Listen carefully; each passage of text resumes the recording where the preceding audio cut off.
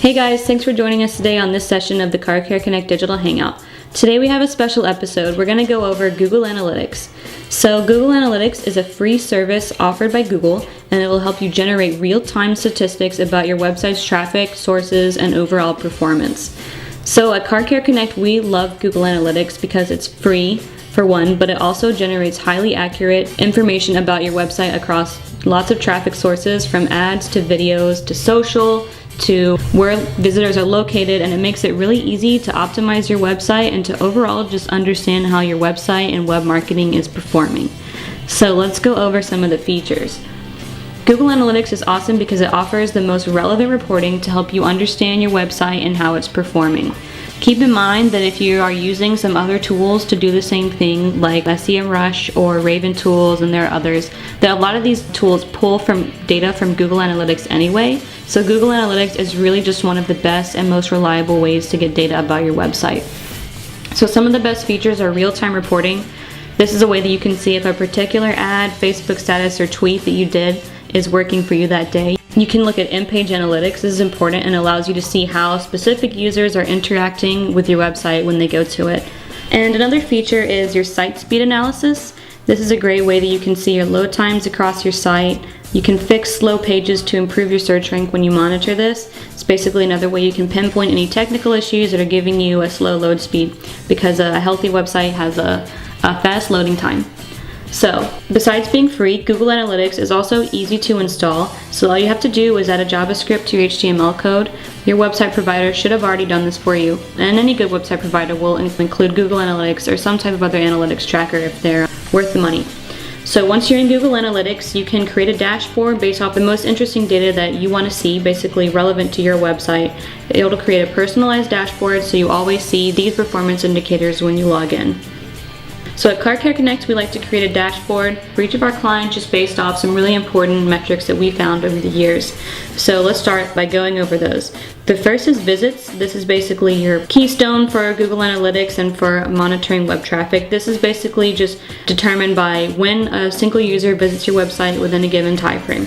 And for all of your metrics, you're going to want to look to the top right hand corner of your dashboard and see the calendar view and see that you can set a start date and an end date. So while that's set, Google will only monitor analytics from within that time frame. So you have the option to track it from the very first day that you install Google Analytics up to the current moment. So just keep in mind that if anything ever looks strange to you, that you may not have the time frame set to the right dates. So sometimes, let's go back to visits. So sometimes a single visitor can make multiple visits, and all those visits are included. Where they're not included is when we look at unique visitors. This is basically how many users, not visits, how many users viewed or interacted with your website in that date range. So if a single user went to your website multiple times, it's just counting the user and not the visit. This is important just to see how many just separate people across the web that you're connecting with through your website. So the next one is page views. This is the total number of pages viewed. It's better to have a higher page view count over a lower one. If people are just looking at one page on your website, they're most likely just looking at your home page. And for an auto repair shop, we usually want to see them going to the home page, to the About Us page, obviously your services page, and your contact page. So we want to see multiple pages here. The next is your pages per visit. This is the average number of pages a visitor views in one session when they come to your website.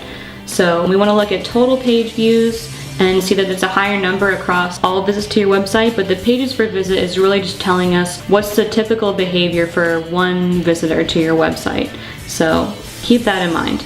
Then we're going to look at the average visit duration. So we're looking at page views, but also how long they're spending on each page.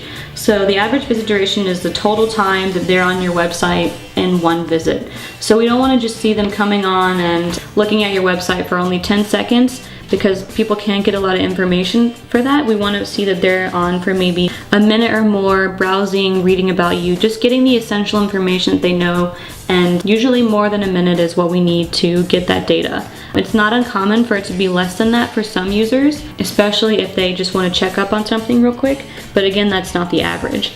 So we're also going to look at bounce rate, and this is basically a single interaction that a user has to your website followed by an immediate exit. A typical bounce is usually someone going to your website and then getting off in about 3 seconds. So there are a lot of reasons for this. Some can be that they click on a link to a page and then they ended up on your website when they meant to go to another one, so they'll navigate off immediately. Or they could click the back button to leave the website for any particular reason. Maybe they just wanted to check up on something, they wanted to see a phone number, they double check your phone number and then they go back.